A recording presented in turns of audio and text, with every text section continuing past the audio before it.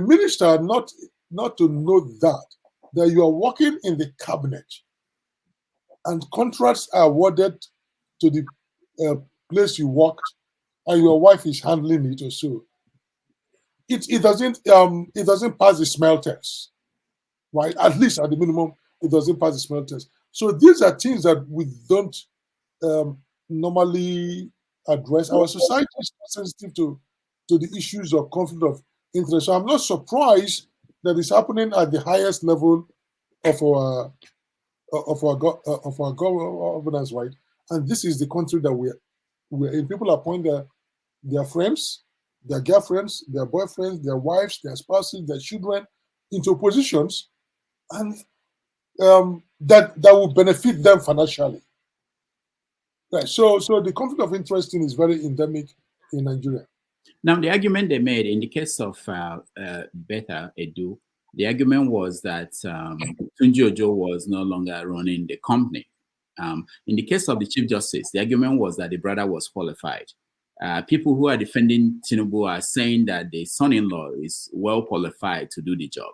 Why is it that people still don't get it? And how do we impact that knowledge to Nigerian society, where we know that executives send their driver to go and pick up their wife or pick up their children, drop their children off to school, something you can't do here? Okay, so well, people don't. If Tunji Ojo is no more running the company, but it still stands to benefit financially from the company.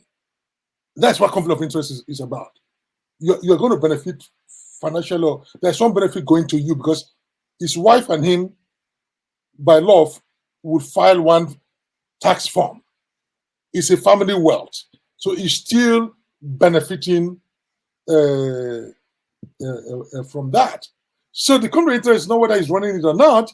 It's going to you are benefiting from it, and so are you supposed to use your position to benefit from it? So once you define it that way, it's not whether you are running it or not, but do you stand to gain from the decisions you make as a public officer or as a corporate officer? Do you stand to gain from that remotely or currently? So once you define it that way, it's very clear. But you hit in a point. The reason why we don't take conflict of interest, so there's an underlying problem, and that is we're in a country where the public is privatized and the private is publicized, in the sense that public property is easily converted into personal property. That is why you use your car as a civil servant, a minister, to give to your wife to go to the market, to give to your cousin to